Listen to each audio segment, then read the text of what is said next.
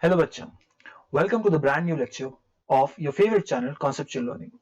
So आज हम बात करने वाले हैं KVPY के अंदर जो 2019 में SBSX स्ट्रीम का जो पेपर था उसके पार्ट 1 की।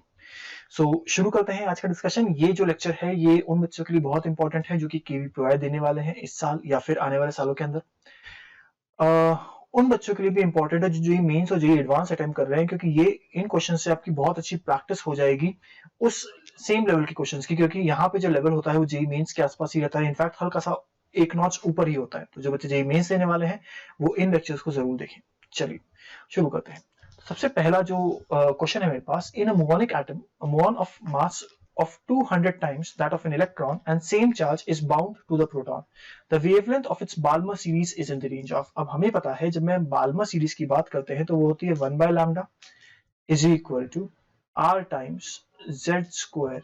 ब्रैकेट में क्या लिखते हैं भाई, Balmer 1 by 2 square minus of 1 by n square, correct. But ये मुओनिक एटम है, यहाँ पे जो r होगा ट्रेडिशनली तो वो R होता है, R is directly proportional to mass होता है, यानी यहाँ पे जो नया R निकल के आएगा वो आएगा कितना, 200R। ठीक है, तो इस केस में जब मैं बाल्मर सीरीज की वैल्यू, ये बाल्मर रेंज की वैल्यू निकालने वाला होऊंगा तो मैं यहाँ पे R की जगह पे क्या रख दूंगा, 200R into Z square upon 1/2 square minus 1/n square. n की वैल्यू क्या है, n की वैल्यू कुछ भी हो सकती है, 3 4 5 6 7 8 टिल इन्फिनिटी। और इसको जब हम n की वैल्यू अलग अलग रख के सॉल्व करते हैं तो ये सारी की सारी जो वैल्यूज आती हैं वो किस रेंज में आती हैं, x रेंज। यानी कि ये कौन सी सीरीज में रेंज एमिट कर रही है, एक्स रेंज में, राइट। सो ए ऑप्शन सही हो जाएगा, बी गलत हो जाएगा, सी गलत हो जाएगा एंड डी गलत हो जाएगा। Hence the correct answer is option A. चलिए आगे बढ़ते हैं। We consider the Thomson model of the hydrogen atom in which the proton charge is distributed uniformly over a spherical volume of radius 0.25 angstrom. Applying the Bohr's condition in this model, the ground state energy of the electron will be close to।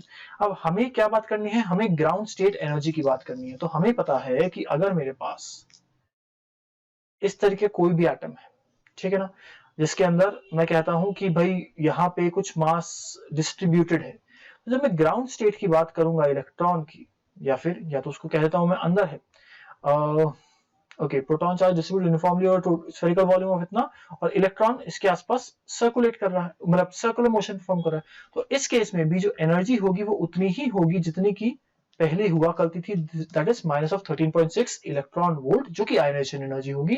तो looking at the options, A गलत हो जाएगा, B सही हो जाएगा, सी गलत हो जाएगा एंड डी गलत हो जाएगा। Hence the answer is B. यहाँ पे फर्क क्यों नहीं पड़ा, फर्क इसलिए नहीं पड़ा क्योंकि भाई एनर्जी जो है वो तो उतनी ही लेगा, बाइंडिंग एनर्जी तो उतनी ही होगी चाहे किसी भी टाइप का मॉडल को मैं बात कर लूं। ठीक है, चलिए let us move to the next question. एक स्फेरिकली रिजिड बॉल है which is released from rest and starts rolling down an inclined plane, जिसकी हाइट दे रखी है हमें, कितनी दे रखी है, 7 meters। It hits a block at rest on the horizontal plane.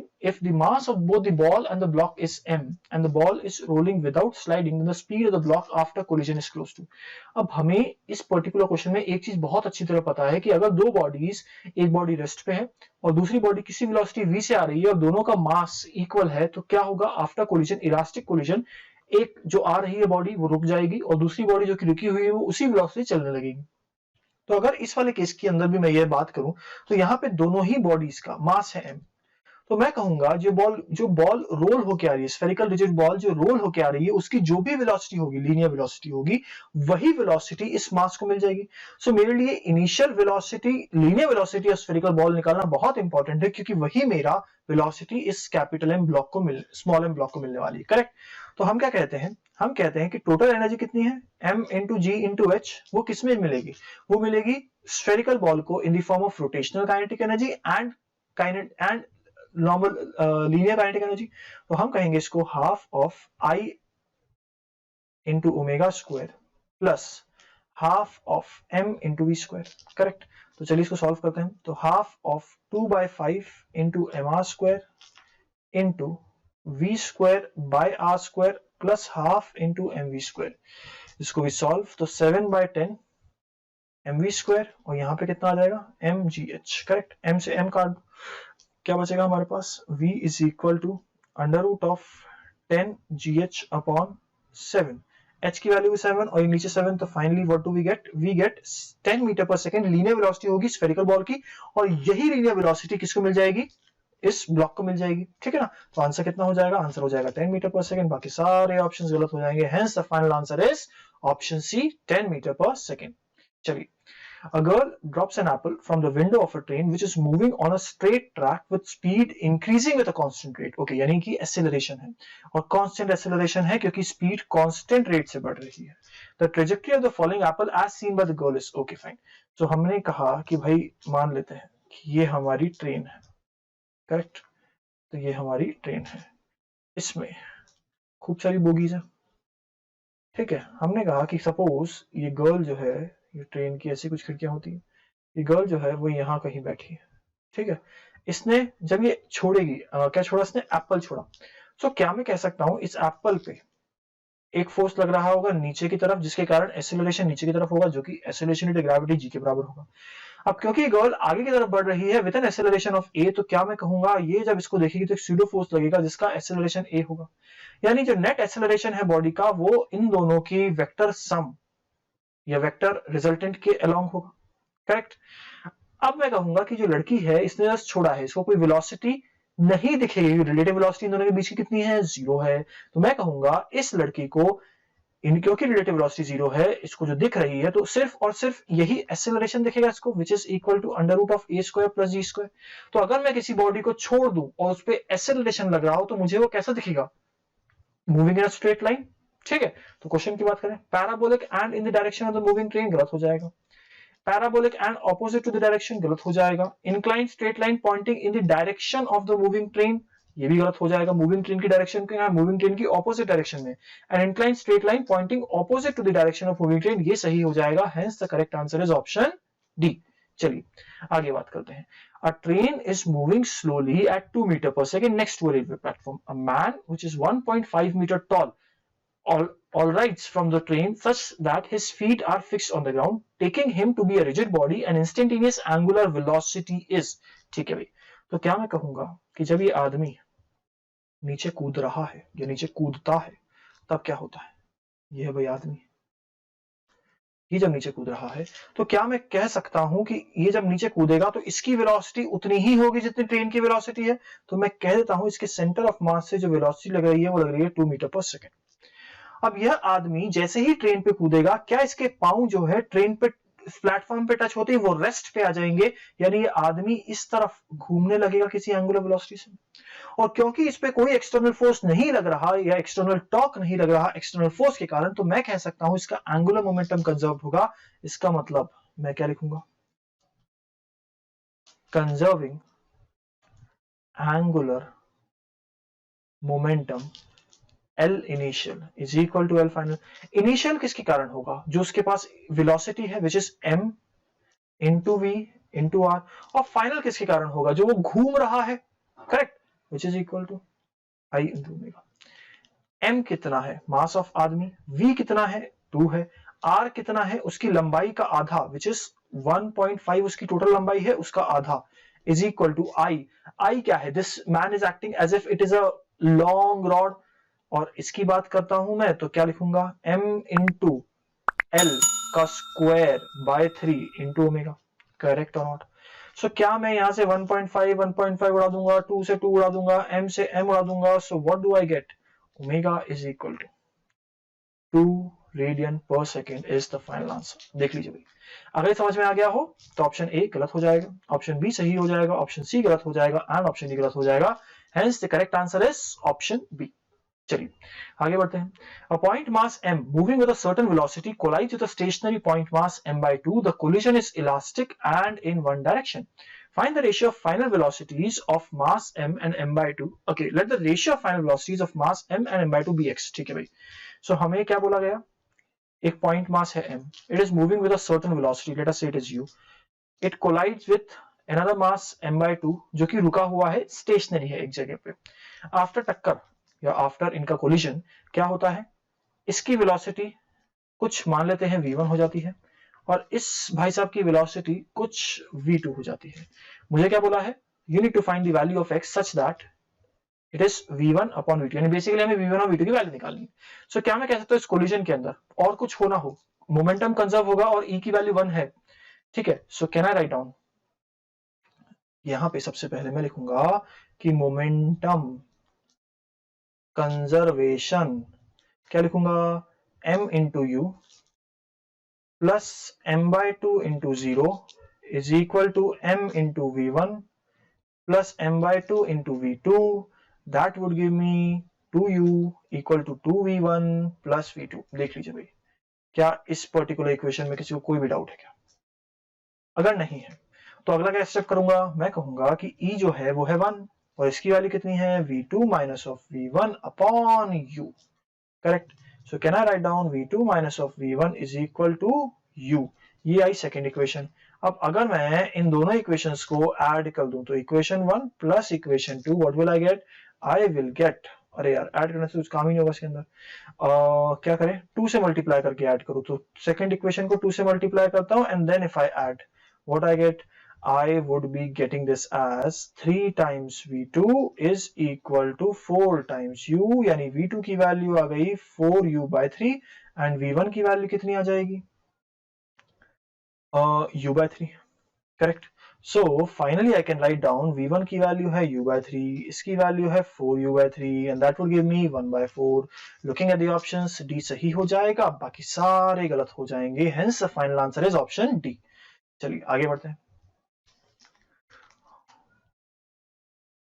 A particle जिसका मास दे रखा है हमें 2 by 3 kg is moving with a velocity of -15 meter per second at t equal to -2 seconds is acted upon by force दे रखा है हमें इतना, जिसके अंदर k की वैल्यू भी दे दी और हमें बीटा की वैल्यू भी दे दी. The motion is one dimensional. The speed at which the particle acceleration is 0 again. Particle का acceleration जब 0 हो जाएगा तब स्पीड बतानी है.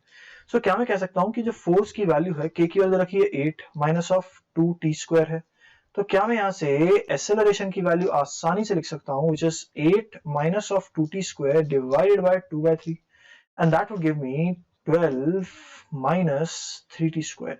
अब अगर मैं इस एक्सेलरेशन को जीरो कर दूं, so what do I get? I get the time as कितना हो जाएगा, प्लस माइनस 2 सेकेंड. देख लीजिए भाई, क्या इतना समझ आया, यानी इस समय पे एक्सेलरेशन जीरो हो जाएगा.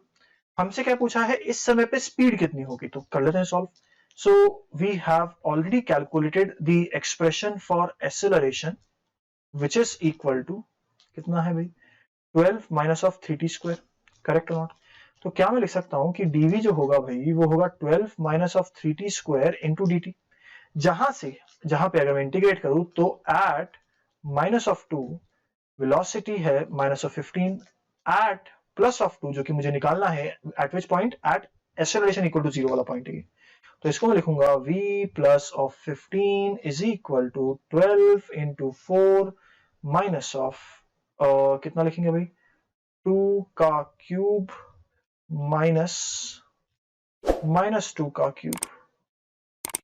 ठीक है भाई, यहां तक एकदम क्लियर है.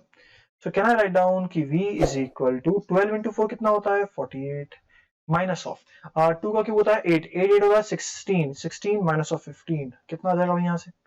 सो यहाँ से अगर मैं सॉल्व करता हूँ, सो आई गेट कितना, 31 यानी 17 मीटर पर सेकेंड, और ये मेरा फाइनल आंसर हो जाएगा. Looking at the options, A गलत, बी गलत, सी सही एंड डी गलत, hence the final answer is option C. चलिए भाई. A certain stellar body has a radius of 50 rs and a temperature of 2 ts and is at a distance of 2 into 10 to the power 10 AU, या astronomical unit, from the Earth. Here, astronomical unit refers to the Earth's sun distance and rs and ts refers to the sun's radius and temperature respectively. Take both star and sun to be ideal black bodies. The ratio of the power received on Earth from the stellar body as compared to that received from the sun is close to. सो मैं क्या कहता हूँ कि जब भी हम अर्थ की बात कर रहे हैं तो power receive by Earth by the stellar body is equal to power of the stellar body upon 4 pi into R square into pi times R E square. यही हो.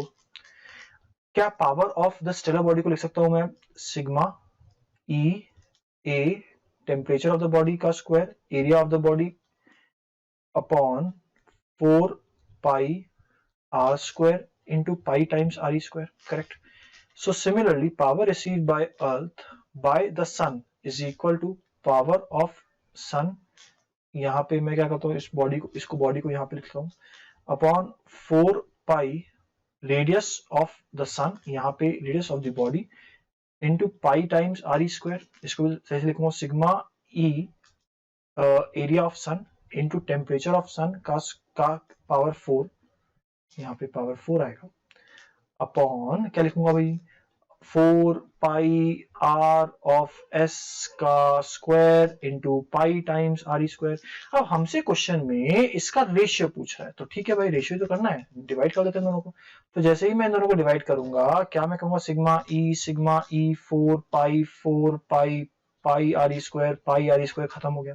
तो क्या बचा, area of stellar body which is equal to how much, 4 into pi into 50 times RS का square into temperature of body कितना है भाई, 2 times TS का पावर 4, अपॉन क्या लिखूंगा मैं यहाँ पे, 4 into pi into RS का स्क्वायर इंटू TS की पावर 4। और भी कुछ बचा क्या, बिल्कुल, क्या बचेगा, 2 into 10 to the power 10 का स्क्वायर बचेगा, 4 by भी कट चुका है, यही बचा है सिर्फ, ठीक है ना। इसको जब हम सॉल्व करते हैं तो this comes out to be 0.25 into 10 to the power minus of 16, और यही हमारा फाइनल आंसर हो जाएगा। Looking at the options, A गलत हो जाएगा, बी गलत हो जाएगा, सी गलत हो जाएगा, डी सही होगा, hence the final answer is option D. चलिए अगले क्वेश्चन पे आते हैं। As shown in the schematic below, a rod of uniform cross-sectional area A and length L carrying a constant current I through it and voltage across the rod is measured using an ideal voltmeter. The rod is stretched by the application of a force F. Which of the following graphs would show the variations in the voltage across the rod as a function of the strain E when the strain is small? Neglect Joule heating. अब इस question के अंदर क्या करेंगे हम लोग, सोचिए, क्या जब भी मैं इसको खींचूंगा तो इसका वॉल्यूम तो सेम रहेगा, तो अगर इसका वॉल्यूम सेम रहेगा तो क्या मैं लिख सकता हूँ, वॉल्यूम होता है A इंटू एल, और इसको डिफरेंशिएट कर दूं तो क्या आएगा, 0 is equal to D A upon A plus D L upon L. तो क्या मैं लिख सकता हूं कि D A upon A is equal to minus of D L by L, ये सुनो, ठीक है भाई। अगर यहां तक क्लैरिटी है तो कैन आई राइट डाउन कि भाई आर जो होता है वो होता है rho times L by A, correct. तो अगर मैं इसको डिफरेंशिएट करूं तो क्या मैं लिख सकता हूं, delta R by R is equal to, इसको डी आर के फॉर्म में लिखते हैं, चलिए, is equal to rho times क्या लिखूंगा यहाँ पे, delta L by L plus delta A by A. मैं इसके फॉर्म में क्यों लिख रहा हूँ, थोड़ी देर में आपको समझाता हूँ, मैं इसको डेल्टा के फॉर्म में लिख रहा हूँ, ठीक है ना। अब इसी को अगर मैं थोड़ा सा आगे सॉल्व करूं तो क्या इस रिलेशन को यूज करके can I write down this as delta R is equal to 2 times rho into what, delta L by L को क्या लिख सकता हूं, डेल्टा एल को लिख सकता हूं L alpha delta T, right. So L तो गया, अल्फा डेल्टा टी बचा, तो आर अल्फा डेल्टा टी, ठीक है भाई। यहां तक क्या समझ में आ गया, अगर यहां तक समझ में आ गया तो क्या मैं लिख सकता हूं कि भाई V जो है ना वो है I naught into R plus delta R, यानी कि I naught into R into 1 plus 2 times alpha. अच्छा एक चीज और कर सकते हैं ना, मैं यहाँ पे इसको हम अल्फा डेल्टा टी की जगह पे सिंपल स्ट्रेन से रिप्रेजेंट कर दें, क्योंकि ग्राफ में स्ट्रेन के बारे में बात करी गई है। सो 2 अल्फा ई, करेक्ट।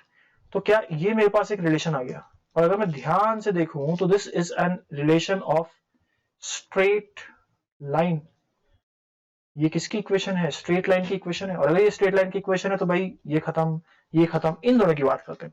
इसका स्लोप कैसा है, इस स्ट्रेट लाइन का स्लोप है I naught into R into 2 into rho, और ये वैल्यू क्या है, पॉजिटिव है, यानी ये वाला ऑप्शन भी गलत, ऑप्शन ए जो होगा वो मेरा फाइनल आंसर हो जाएगा। चलिए आगे बढ़ते हैं। अगला क्वेश्चन हमसे कहता है, two identical coherent sound sources R and S with a frequency F are 5 meter apart. An observer equidistant from the sources and at a perpendicular distance of 12 meter from the line RS hears maximum sound intensity. When he moves parallel to RS, the sound intensity varies and a minimum when he comes directly in front of the two sources. Okay, तो हमें क्या बोला गया है यहाँ पे, दो चीजें हैं, दो सोर्सेज हैं जो कि 5 मीटर अपार्ट है, तो इन दोनों के बीच में 5 मीटर की दूरी, और इनके परपेंडिकुलर उस पे हमारा एक ऑब्जर्वर चल रहा है, ठीक है, अब हमें क्या बोला गया, हमें बोला गया कि भाई यहां पे जाके एक मिनिमम सुनाई दे रहा है। तो अगर यहां पे मिनिमम सुनाई दे रहा है तो क्या मैं कह सकता हूं कि ये अगर 12 मीटर गिवन है तो ये ऑटोमेटिकली हो गया 13 metre. Let us say this is S1 source 1, this is S2 source 2 and this is point P। सो क्या मैं कह सकता हूं कि S2P minus of S1P is equal to delta X which is equal to कितना हो जाएगा भाई, 13 माइनस ऑफ 12 इज 1 मीटर। क्या समझ में आया? अब यहाँ पे क्या बना, मिनिमा बना। तो मिनिमा बना तो क्या मैं लिख सकता हूं कि 2n plus 1 into lambda by 2 is equal to delta X, जो कि मिनिमा के लिए हो रहा है। और लैम्डा को मैं क्या लिख सकता हूं, लैम्डा को मैं लिखूंगा 2n plus 1 into speed of sound upon frequency is equal to 1। तो इसको मैं थोड़ा सा दिमाग लगाऊं तो v की वैल्यू तो मुझे गिवन है क्वेश्चन में 330। सो कैन आई राइट डाउन कि फ्रीक्वेंसी जो होगी वो होगी 330 का आधा कितना होता है, 165 होता है। सो 165 इंटू 2n प्लस 1। अब देखो भाई डिफरेंट वैल्यूज रखो और काम करो, जैसे कि n इज इक्वल टू 0 पे फ्रीक्वेंसी कितनी आ रही है, 165 hertz. n is equal to 1 पे फ्रीक्वेंसी कितनी आ रही है, 495 hertz. n is equal to 3 पे फ्रीक्वेंसी कितनी आ रही है, 3 टू जा 6, 6 इंटू 7 75, 7 इंटू 6 इज 42, 42 प्लस 3 45, 4 ऊपर लगा सो 711 इतनी आ रही है। तो ये सारी फ्रीक्वेंसीज आ रही है। तो देख लीजिए भाई इसमें से कोई मैच कर रहा है क्या हमारे पास ऑप्शन में, बिल्कुल ऑप्शन ए मैच कर गया, बाकी सारे ऑप्शंस गलत हो जाएंगे। Hence the final answer is option A. चलिए भाई आगे बढ़ते हैं हम लोग। A photon falls through a height of 1 kilometer through the Earth's gravitational field. To calculate the change in its frequency, take its mass to be h mu by c square. The fractional change in frequency mu is close to. अब थोड़ा दिमाग लगाओ, क्या अगर ये मेरी अर्थ है, यहाँ पे एक पार्टिकल है, यहाँ पे फोटोन है बेसिकली, करेक्ट। तो क्या मैं कह सकता हूं इस पॉइंट पे फ्रीक्वेंसी कितनी है, मान लेते हैं कुछ म्यू डैश होगी, और जब ये नीचे गिर जाएगा, जब एकदम गिरने ही वाला होगा, तब इसकी फ्रीक्वेंसी म्यू होगी। तो क्या मैं कह सकता हूं इनिशियली जो एनर्जी है H mu dash is equal to H mu, जो कि अर्थ की जस्ट पहले होगी, प्लस एम इंटू जी इंटू एच। अब हमें एम की वैल्यू दे रखी है H mu by C square, तो क्या मैं लिख सकता हूं is equal to H mu plus H mu upon C square into G H. So can I write down mu dash minus mu upon mu is equal to G H upon C square.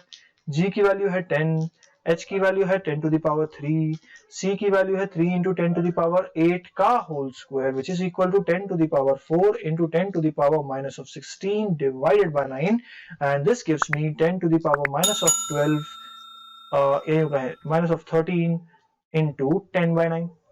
देख लीजिए भाई, तो क्या ये इस range के अंदर आ जाएगा अगर मैं इसको सॉल्व करूं, होता है 1.11 into 10 to the power minus of 13।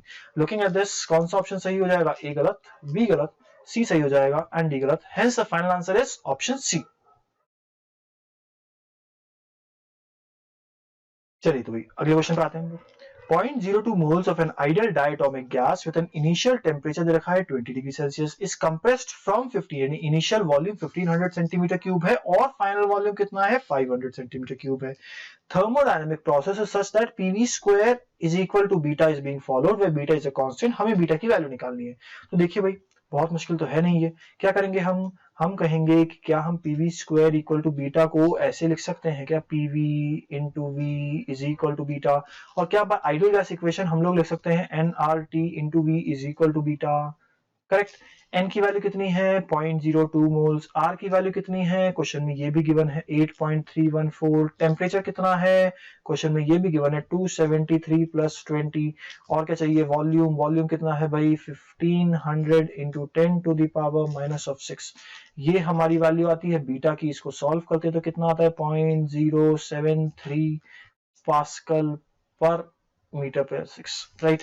तो इसको थोड़ा सा जो हमारे ऑप्शंस के अंदर है उस फॉर्म में लिखेंगे तो क्या आएगा भाई 7.5 into 10 to the power minus of 2 pascal metre 6। Okay, ये पर मीटर नहीं आएगा, मीटर पर 6 आएगा, ठीक है। तो ये हमारा फाइनल आंसर हो जाएगा। लुकिंग एट द ऑप्शंस कौन सा सही हो जाएगा, ए सही हो जाएगा, बाकी सारे ऑप्शंस गलत हो जाएंगे। Hence the final answer is option A. चलिए आगे बात करते हैं। A heater supplying constant power P watts is switched on at time t equal to 0. To raise the temperature of a liquid kept in a calorimeter of negligible heat capacity, a student records the temperature of the liquid T at any time t. A graph is plotted with Tt on the y-axis and time on the x-axis. Assume that there is no heat loss from the surrounding during heating. Then, okay. So क्या मैं कह सकता हूँ कि जो power मिल रही है that is equal to what? m into s into dt. और मैं क्या लिख सकता हूं यहाँ पे, या यूं कहूं dt by dt लिखेंगे, क्यों? क्योंकि भाई टोटल एनर्जी तो ये होगी, तो इसको मैं लिख सकता हूं p into dt is equal to m into s into dt, correct? जहां पे कैपिटल T क्या है? टेम्परेचर है, स्मॉल t क्या है? टाइम है। अगर मैं इसको इंटीग्रेट कर दूं, so can I write down this as pt is equal to mst plus of constant. देख लीजिए भाई, इसका मतलब क्या है? इसका मतलब है कि यहाँ पे हमारे पास, अच्छा ग्राफ किसकी तरह है? टी और टाइम इंटरवल, ठीक है। तो हम एक काम करते हैं, इसको भी इंटीग्रेट जो हम कर रहे हैं वो किसी टाइम लिमिट से करते हैं, ठीक है ना, ताकि क्या होगा, एग्जैक्ट वैल्यूज आ जाएगी हमारे पास। तो इसको मैं कहता हूँ 0 से t तक किया, और इसको मैंने कहा कुछ t नॉट से किसी टाइम t तक किया। So can I write down this as p into T is equal to M S T minus of T naught. और इसको थोड़ा सा दिमाग लगा के हम लोग लिखें तो क्या मैं लिख सकता हूँ, t is equal to P T upon M S plus of T naught, जहां पे जो मेरा स्लोप है वो कितना है इस केस के अंदर? क्या मैं कह सकता हूं कि this is my slope, this is my slope. अब चलिए ऑप्शन पढ़ते हैं। The graph is a straight line parallel to time axis. नहीं भाई, स्लोप पॉजिटिव है, how can it be parallel? The heat capacity of the liquid is inversely proportional to the slope of the graph. बिल्कुल सही, heat capacity ये है हमारा, this is inversely proportional to the slope, very correct. If some heat were lost at a constant rate of the surroundings during heating, the graph would be a straight line, but नहीं, ये गलत हो जाएगा। The internal energy of the liquid increases quadratically with time। नहीं भाई, internal energy depend करता है time temperature पे, और टेम्परेचर किस पे डिपेंड कर रहा है? टाइम पे डिपेंड कर रहा है, क्योंकि स्ट्रेट लाइन के फॉर्म के अंदर है, यानी ये ऑप्शन भी गलत हो जाएगा। Hence the final answer is option B। चलिए भाई आगे बात करें, अगला question. Unpolarized red light is incident on the surface of a lake at incident angle theta r, ठीक है। An observer seeing the light reflected from the water surface through a polarizer notices that on rotating the polarizer, the intensity of light drops to 0 at a certain orientation. The red light is replaced by an unpolarized blue light. The observer sees the same effect. Unpolarized red light is incident on the surface of a lake at an incident angle of theta r. An observer seeing the light reflected from the water surface through a polarizer notices that on rotating the polarizer, the intensity of light drops to 0 at a certain orientation. The red light is replaced by an unpolarized blue light. The observer sees the same effect with reflected blue light at an incident angle of theta b. Okay, so हमें basically compare करना है theta r और theta b को, और हमें पता है भाई ब्रूस्टर्स एंगल, ये जो मिनिमम होता है ये तब होता है जब हमारा एंगल जो ऑफ इंसिडेंस ब्रूस्टर एंगल के बराबर हो जाए। तो थीटा p और इज इक्वल टू म्यू, और हमें पता है म्यू जो होता है वो 1 बाय लैम्डा स्क्वायर के हिसाब से वेरी करता है कुछ हद तक बाय कॉचीज लॉ। सो मैं कहूंगा कि अगर लैम्डा ऑफ रेड लाइट मुझे पता है लैम्डा ऑफ ब्लू लाइट से बड़ा है, तो मैं कह सकता हूं कि म्यू ऑफ रेड लाइट छोटा होगा म्यू ऑफ ब्लू लाइट से। और similarly based on this conclusion मैं कह सकता हूं थीटा ऑफ रेड लाइट छोटा होगा थीटा ऑफ ब्लू लाइट से। क्या इतना समझ में आ गया? और ये दोनों की दोनों वैल्यूज ऑफ कोर्स 45 से बड़ी होंगी। तो लुकिंग एट द ऑप्शंस, हमारे पास ए गलत हो जाएगा, बी गलत हो जाएगा, सी सही हो जाएगा, एंड डी गलत हो जाएगा। Hence the final answer is option C. चलिए आगे बढ़ते हैं। A neutral spherical copper particle जिसका रेडियस है 10 नैनोमीटर, राइट? नैनोमीटर मतलब 10 to the minus of 9 metre. It gets charge by applying the voltage slowly adding 1 electron at time. Then the graph of the total charge on the particle versus the applied voltage would look like। अब जब मैं बात करता हूं applied voltage की और charge की, तो क्या मैं लिख सकता हूं कि V जो होता है वो होता है K into Q upon R, जहां पे R तो कांस्टेंट है, K भी कांस्टेंट है, वेरिएबल क्या है? Q वेरिएबल है। तो एक बार इतना होगा, हो सकता है कुछ देर बाद Q प्लस E हो जाए, हो सकता है कुछ देर बाद Q प्लस 2E हो जाए। तो क्या मैं कह सकता हूं ये स्टेप वाइज वे में बढ़ रहा है, एक एक डिस्क्रीट वैल्यूज बढ़ रही हैं। और अगर ऐसा हो रहा है तो कौन सा ग्राफ सही हो जाएगा? ए सही हो जाएगा, बाकी बी सी डी सब गलत हो जाएंगे। Hence the final answer is option A. चलिए भाई आगे बढ़ते हैं हम लोग। अगला क्वेश्चन है हमारे पास, a charge plus Q is distributed over a thin ring of radius r with linear charge density lambda is equal to q times sine square theta by pi r. Note that the ring is in the xy plane and theta is the angle made by with the x axis. The work done made by r vector होगा ये, ठीक है, made by r with the x axis. The work done by electric field in displacing a point charge plus q from the center of the ring to infinity is. अब sir दिमाग लगाओ, यहाँ पे एक तो तरीका है बड़ा आराम से मैं इस क्वेश्चन को इंटीग्रेशन करके सॉल्व करूं, दूसरा तरीका क्या है कि भाई अगर ये मेरे पास एक रिंग है तो क्या मैं कह सकता हूं चार्ज कैसा भी डिस्ट्रीब्यूटेड हो, सेंटर पे जो होगा वो टोटल चार्ज के कारण होगा, यानी क्या मैं कह सकता हूं V at O, ये पॉइंट O है, ये गारंटीड बराबर होगा KQ अपॉन R के, ठीक है। मुझे क्या निकालना है, मुझे प्लस क्यू को इंफिनिटी से सेंटर से इंफिनिटी लेके जाना है, तो क्या मैं कह सकता हूं work done would be Q into potential at infinity minus potential at O, correct और नॉट। तो मैं बहुत ज्यादा दिमाग क्यों ना हो जब क्वेश्चन आसानी से सॉल्व हो सकता है मेरे से, K Q upon R which is equal to minus of K Q into Q upon R, देख लीजिए भी, और क्योंकि मैग्नीट्यूड के बारे में बात कर रहा हूं तो मैं यहाँ पे प्लस लिख दूंगा, ठीक है। तो लुकिंग एट द ऑप्शंस, ये गलत, ये सही हो जाएगा, ये गलत हो जाएगा, ये गलत हो जाएगा, hence the correct answer is option B, ठीक है ना। अच्छा यहाँ पे एक चीज और है, the work done by the electric force, हमने क्या किया है, हम यहाँ पे एक्सटर्नल वर्क डन निकाला है, ठीक है ना। तो अगर हम थोड़ा सा इसको और ढंग से लिखें तो हम कहेंगे work done by electric force is equal to minus of work done by external which is equal to K into Q by R, ठीक है ना। चलिए भाई, सो आगे बढ़ते हैं हम लोग। अगला क्वेश्चन है हमारे पास, originally the radioactive beta decay was thought as a decay of a nucleus with the emission of electrons only, ठीक है भाई, ऐसे ही सोचा गया था पहले। तो क्या सोचा गया था कि एक्स जेड जो है वो देगा x plus beta decay electron, ठीक है। However, in addition to an electron, another massless and electrically neutral charged particle is also emitted. बिल्कुल सही बात है, क्या emit होता है भाई, एंटी न्यूट्रिनो emit होता है, ठीक। Which of the following is correct based on the figure below? Okay. So अगर मैं बात करता हूं इनिशियली, यानी इस वाले केस की, केस 1 की, ठीक है। तो अगर मैं इस केस 1 की बात करता हूं तो केस 1 के अंदर मुझे क्या बोला गया कि इस केस के अंदर यहां पे इलेक्ट्रॉन्स एमिट हो रहे हैं, तो अगर इलेक्ट्रॉन्स एमिट हो रहे हैं तो सारी की सारी एनर्जी किसको मिलेगी, सारी की सारी एनर्जी मिलेगी इलेक्ट्रॉन्स को, करेक्ट और नॉट। यहां पे सारी की सारी एनर्जी इलेक्ट्रॉन्स को मिल जाएगी, so all energy will go two electrons. तो इसमें तो ये वाला केस हुआ। सेकंड वाले में क्या होता है, यहाँ पे न्यूट्रिनो भी एमिट हो रहा है, यानी एनर्जी डिस्ट्रीब्यूट होगी, तो यहाँ पे केस 1 वाला ग्राफ कौन सा बनना चाहिए, ये वाला बनना चाहिए, सारी की सारी एनर्जी किसके पास, सिर्फ इलेक्ट्रॉन के पास। केस 2 में क्या हो रहा है, एनर्जी डिस्ट्रीब्यूट हो रही है, इसलिए चौड़ा वाला ग्राफ बनेगा। तो लुकिंग एट द ऑप्शंस, कौन सा सही हो जाएगा, ऑप्शन बी सही हो जाएगा, बाकी सारे ऑप्शंस गलत हो जाएंगे। तो hence the final answer is option B. चलिए आगे बढ़ते हैं। 1 gram mole of an ideal gas a with ratio of constant pressure and constant volume specific heats of, ठीक है भाई, हमें काफी कुछ वैल्यूज दे रखी है, ठीक है।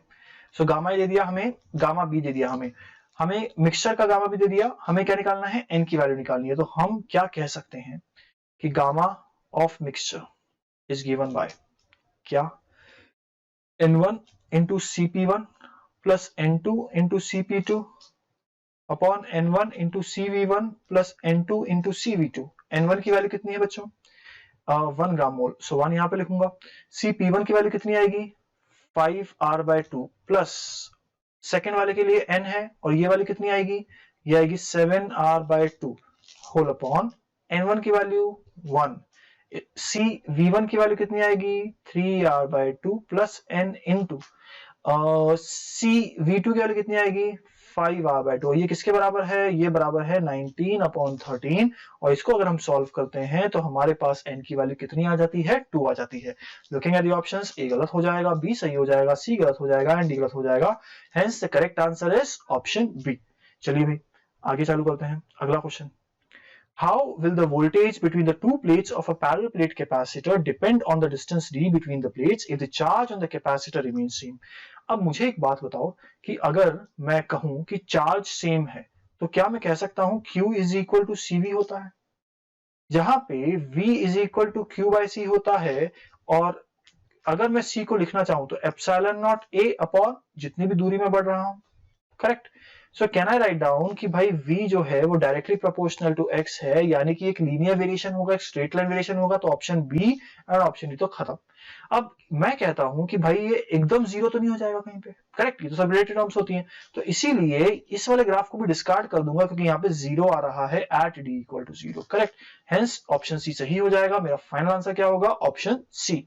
चलिए आगे बढ़ते हैं। Two large identical plates are kept close and parallel to each other. The outer two plates are maintained at a temperature of T and 2T. ठीक है भाई, तो एक इस प्लेट का टेम्परेचर T है और इस प्लेट का टेम्परेचर 2T है। The temperature of the middle plate in steady state will close to, ठीक है, हमने एक मिडिल प्लेट बना दी, इसके बारे में बताना है कि इसका टेम्परेचर कितना होगा। अब चलिए इसको कैसे करेंगे हम लोग, हम कहेंगे यहाँ से जो हीट निकल रही है और यहाँ से जो रेडिएशन के द्वारा हीट आ रही है वो सारी की सारी कौन रिसीव करेगा? ये वाली प्लेट रिसीव करेगी। तो क्या मैं लिख सकता हूँ sigma into A into T to the power 4 plus sigma into A into 2T to the power 4 is equal to sigma into 2A into कितना होगा भाई, जो भी हमें निकालना है, T डैश की पावर 4। इसको हम सॉल्व करते हैं तो T डैश की वैल्यू आ जाती है हमारे पास 1.70। ठीक है, looking at the options, A गलत हो जाएगा, B गलत हो जाएगा, C सही हो जाएगा, D गलत हो जाएगा। Hence the final answer is option C। So I hope आपको आज का पूरा लेक्चर समझ में आया होगा, कोई भी दिक्कत नहीं आई होगी इसके अंदर और एकदम चीजें क्लियर होगी। अगर आपको लेक्चर पसंद आया होगा तो इसको लाइक करिए, और अगर आपको लगता है आपके कोई फ्रेंड्स होंगे, कोई कलीग्स होंगे जिनको ये लेक्चर बेनिफिट दे सकता है तो उनके साथ शेयर करिए इसको। चैनल को सब्सक्राइब करिए ताकि आपके पास रेगुलर अपडेटेड नोटिफिकेशन आते रहे जो भी नया लेक्चर हमारा अपलोड हो रहा है। और बाकी पढ़ते रहिए, अच्छी तरीके से पढ़िए और एग्जाम्स के अंदर अच्छे मार्क्स लेके आइए, बड़े बड़े एग्जाम क्रैक करिए। Thank you. आज का लेक्चर हम यहीं पर खत्म करते हैं।